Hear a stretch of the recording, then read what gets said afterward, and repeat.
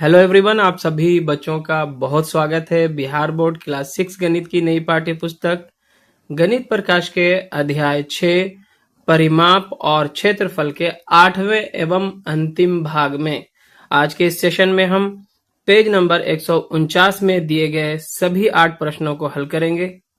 और ये सभी जो 8 प्रश्न दिए गए हैं इस पूरे अध्याय को एक बार रिवाइज करते हुए दिया गया है।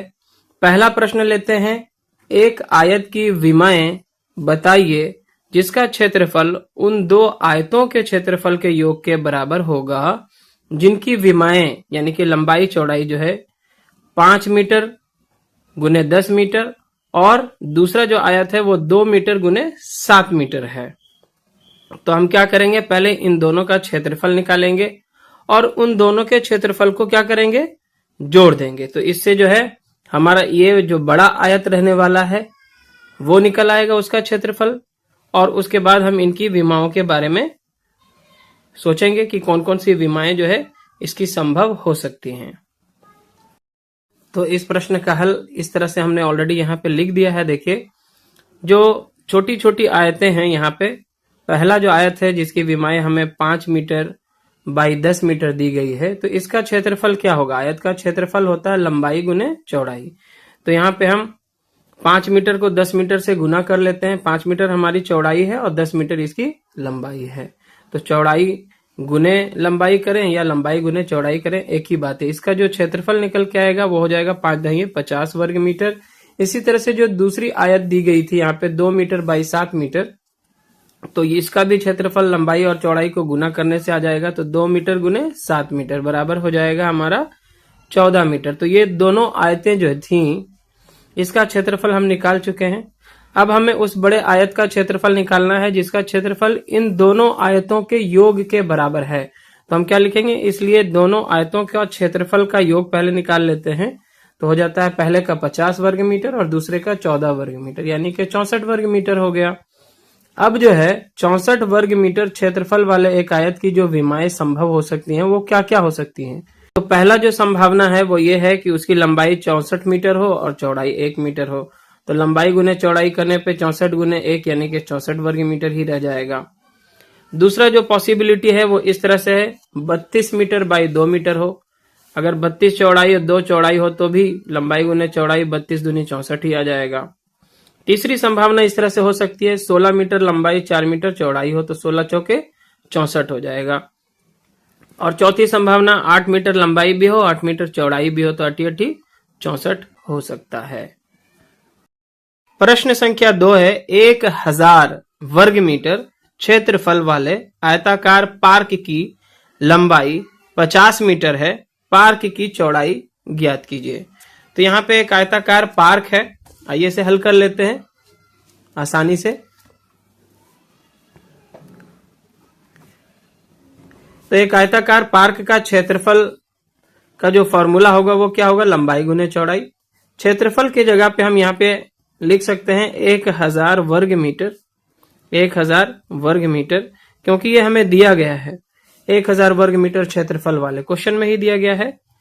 और फिर यहाँ पे लंबाई भी बताई गई है आयताकार पार्क की लंबाई, तो लंबाई की जगह पे हम लिख लेंगे 50 मीटर। और फिर पूछा है कि पार्क की चौड़ाई ज्ञात कीजिए, तो यहाँ पे चौड़ाई हमारा एज इट इज रह जाएगा क्योंकि यही हमें निकालना है। इसलिए चौड़ाई बराबर क्या हो जाएगा बोलिए, तो चौड़ाई के बराबर में क्या है, 1000 वर्ग मीटर है, ठीक है। और इसकी लंबाई कितनी है 50 मीटर, तो इसको इधर ले आएंगे, लंबाई को इधर ले आएंगे तो क्या हो जाएगा, भागा में आ जाएगा ये 50 मीटर, ठीक है। अब 50 से 1000 को आप काटिए तो कितना बार में कट जाएगा, 0 से 0 को काट दीजिए और 5 से जो है 100 को काटेंगे तो 5 दूना 10 और ये 0, 20 25 100। इस तरह से इसकी चौड़ाई जो है 20 मीटर निकल के आ चुकी है। यही इसकी चौड़ाई रहने वाली है। यहाँ पे देखिए मीटर है और ये वर्ग मीटर है ना, तो वर्ग मीटर का मतलब मीटर 2 बार है, तो एक बार नीचे ऊपर कट जाएगा तो केवल मीटर ही बचेगा यहाँ पे।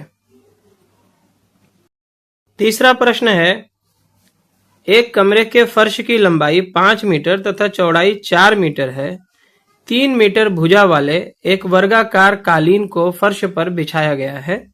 फर्श के उस भाग का क्षेत्रफल ज्ञात कीजिए जिस पर कालीन नहीं बिछा है। चलिए, अच्छा क्वेश्चन है ये भी, इसे हल करते हैं। मान लिया जाए सबसे पहले जो जो चीज हमें दिया गया है उसे लिखते हैं, समझते हैं, एक कच्चा चित्र बनाते हैं। हमारे पास एक कमरा है इस तरह का, देखिए आयताकार है। इसकी लंबाई जो है 5 मीटर है और चौड़ाई जो है 4 मीटर है। ठीक है ना। तो सबसे पहले हम लिख लेते हैं कमरे की लंबाई बराबर 5 मीटर और चौड़ाई बराबर कितना है, 4 मीटर। तो कमरे का क्षेत्रफल क्या हो जाएगा, इसलिए कमरे का क्षेत्रफल बराबर लंबाई गुने चौड़ाई होता है, लंबाई गुने चौड़ाई, यानी कि 5 गुना 4 बराबर 5 चौके 20 वर्ग मीटर हो जाएगा, 20 वर्ग मीटर। समझ में आया। ये आपका कमरे का क्षेत्रफल निकल गया। आगे कहता है 3 मीटर भुजा वाले एक वर्गाकार कालीन को फर्श पर बिछाया गया। मान लिया जाए कि यहाँ पे एक कालीन बिछा दिया गया है सेंटर में, जरूरी नहीं कि सेंटर में ही हो, यहाँ पे कहीं पे भी बिछाया जा सकता है। इसकी जो प्रत्येक भुजा है वो 3-3 मीटर की है, ये वर्ग है। ठीक है। तो कालीन का जो एक भुजा है वो कितना है, कालीन की प्रत्येक भुजा बराबर 3 मीटर। तो कालीन का क्षेत्रफल क्या हो जाएगा, इसलिए कालीन का क्षेत्रफल बराबर क्या होगा, भुजा गुने भुजा, या भुजा स्क्वायर होता है, भुजा गुने भुजा, यानी कि 3 गुने 3 बराबर 9 वर्ग मीटर आ जाएगा, 9 वर्ग मीटर। देखिए पूरे कमरे का क्षेत्रफल कितना है, 20 वर्ग मीटर है ना। पूरे कमरे का क्षेत्रफल 20 वर्ग मीटर है। इसमें से जो कालीन बिछा दिया गया तो इसने जो है पूरे कमरे का 9 वर्ग मीटर कवर कर लिया, 9 वर्ग मीटर जो है कालीन ने ले लिया। अब जो बाकी वाला भाग है, ये जो खाली जगह है कालीन जहां पे नहीं बिछा हुआ है, उसका क्षेत्रफल ज्ञात करने के लिए कहा जा रहा है। तो पूरे कमरे के क्षेत्रफल में से अगर हम कालीन के क्षेत्रफल को घटा दें तो हमारा जो बाकी का हिस्सा जहां पे कालीन नहीं बिछा है उसका पता चल जाएगा, उसका क्षेत्रफल पता चल जाएगा।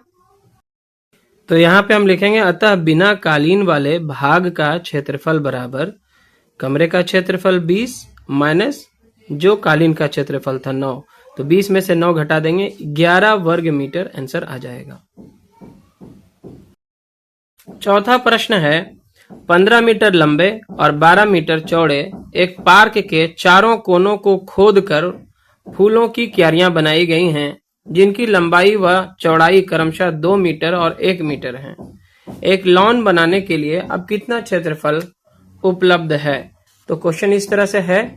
सबसे पहले हम क्या करते हैं, एक पार्क बना लेते हैं जो कि इस तरह से बना हुआ है।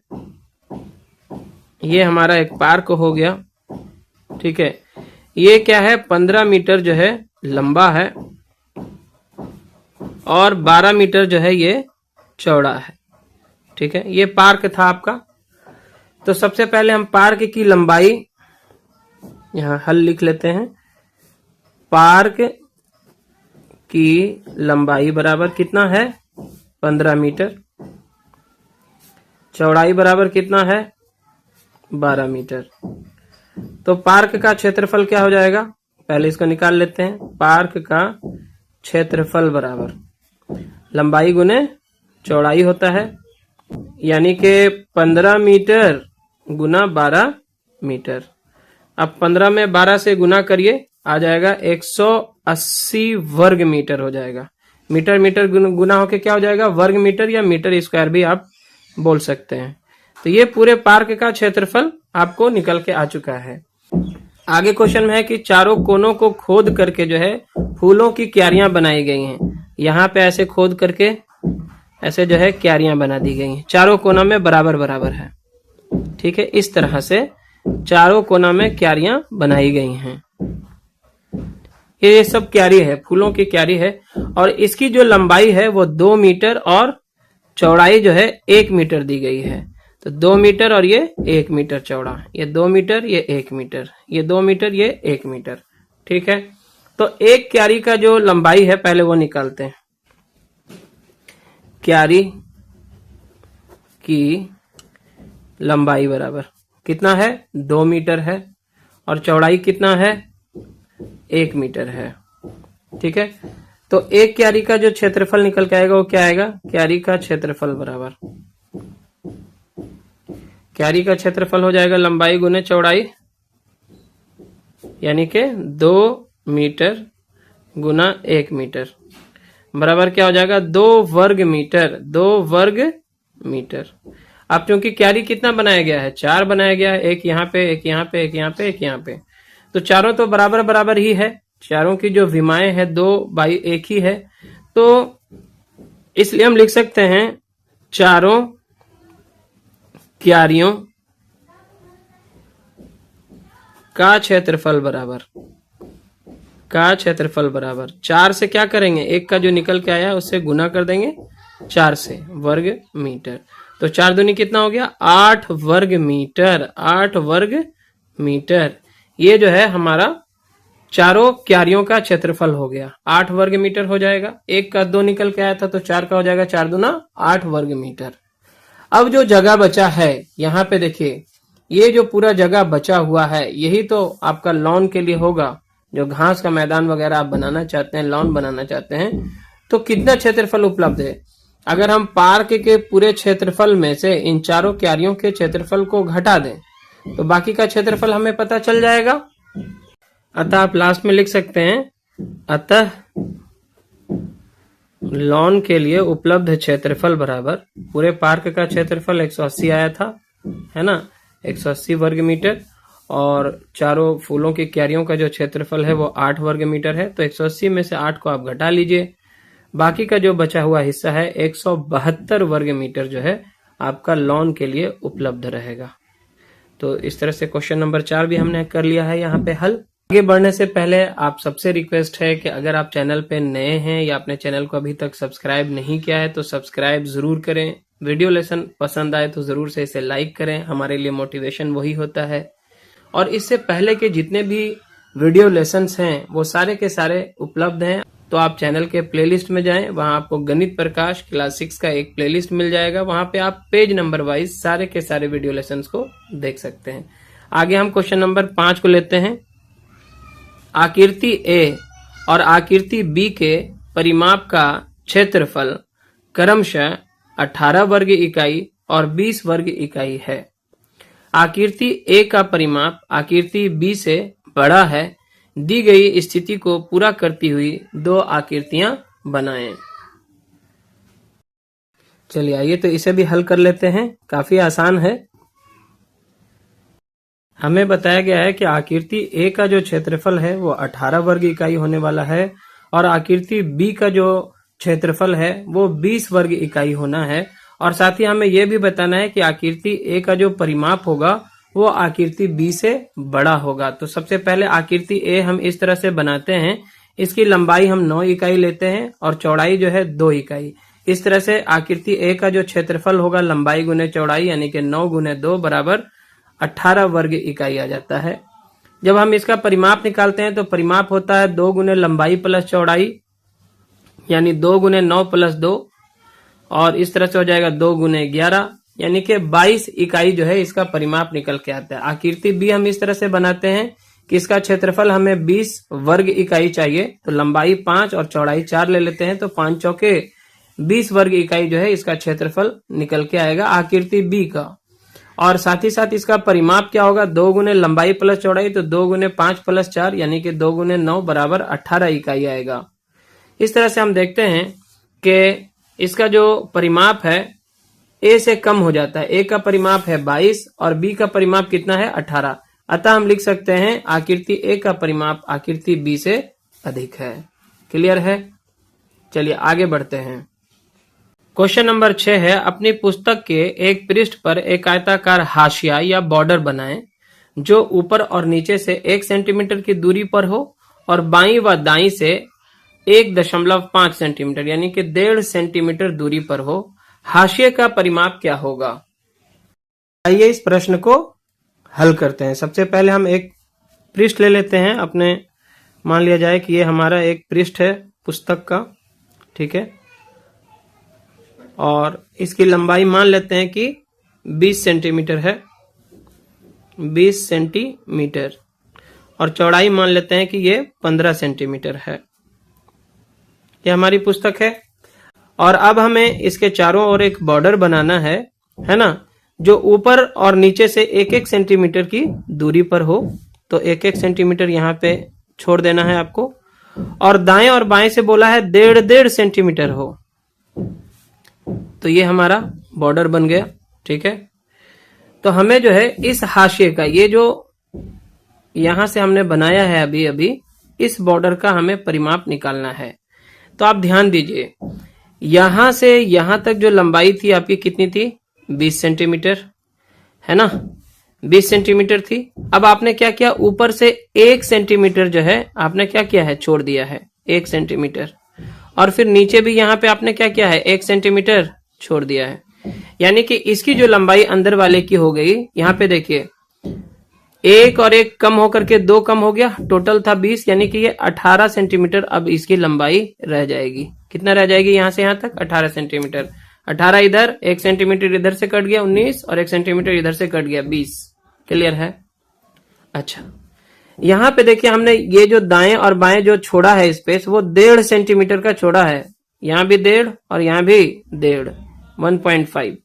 तो कुल मिला के कितना हो गया, दोनों मिला करके 3 सेंटीमीटर आपने छोड़ दिया। टोटल यहां से यहां कितना था? 15 सेंटीमीटर। अब 15 में से अगर 3 कम हो गया तो ये जो आपकी रह गई है वो कितनी रह गई है? 12 सेंटीमीटर अब इसकी चौड़ाई यहां पे रह गई है, ठीक है। तो यहां पे जो हाशिए का परिमाप होगा वो क्या होगा? तो हाशिए का परिमाप बराबर यहां पे आप लिखे, हाशिए का परिमाप, क्योंकि आयताकार है तो 2 गुने लंबाई प्लस चौड़ाई होगा।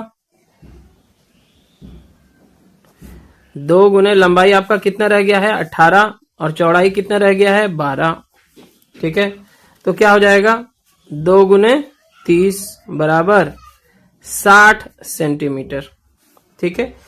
कोई जरूरी नहीं है कि आपके पृष्ठ की लंबाई 20 सेंटीमीटर और चौड़ाई 15 सेंटीमीटर हो, इसमें ऊपर नीचे हो सकता है। आप खुद से चेक करके उसी के अनुसार आप इसे बना सकते हैं। आपका जो भी लंबाई होगा उसमें से आपको क्या करना होगा? 2 सेंटीमीटर कम करना होगा हाशिए के लिए, क्योंकि ऊपर नीचे आपको 1-1 सेंटीमीटर बॉर्डर छोड़ना है। और जो भी चौड़ाई होगी उसमें से 3 सेंटीमीटर आपको जो है दाएं बाएं 1.5 छोड़ करके जो है आपको 3 सेंटीमीटर चौड़ाई में कम कर लेना होगा, और फिर परिमाप निकालना होगा। इस तरह से जो है ये प्रश्न यहाँ पे हो चुका है हल। आगे बढ़ते हैं क्वेश्चन नंबर 7 में। क्वेश्चन नंबर 7 है, 12 इकाई गुने 8 इकाई आकार का एक आयत बनाइए।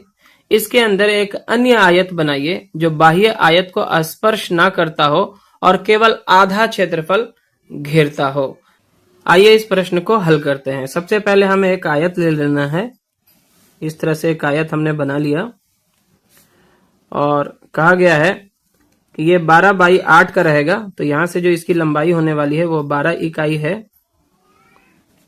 और इसकी जो चौड़ाई है वो 8 इकाई रहने वाली है, ठीक है।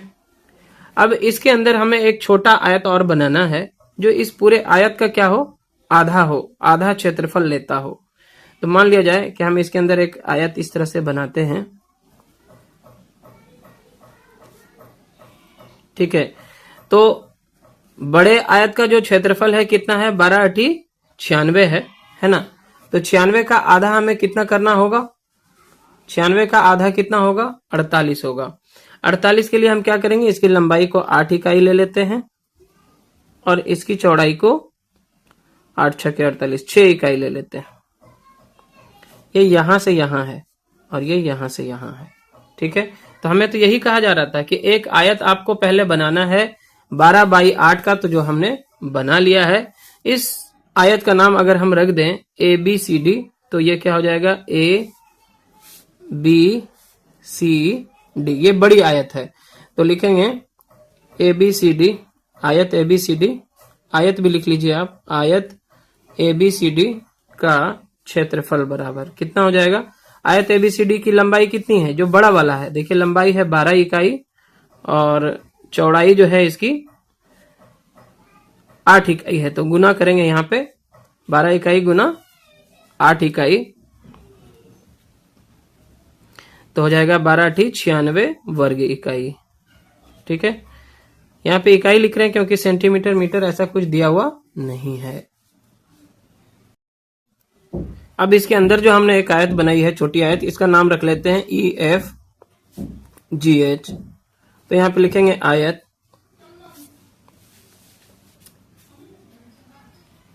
EFGH का क्षेत्रफल।